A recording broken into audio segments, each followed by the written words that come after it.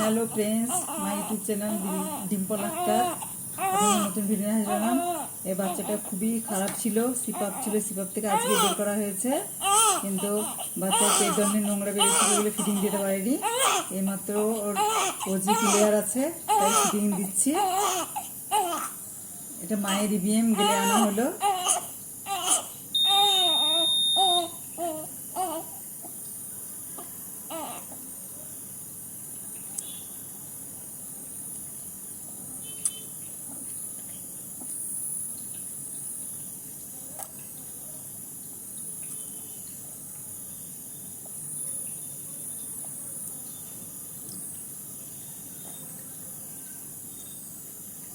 আপনারা সবাই দোয়া করবেন, বাচ্চা যেন সুস্থ হয়ে যায়, তাড়াতাড়ি মায়ের কাছে দিতে পারি।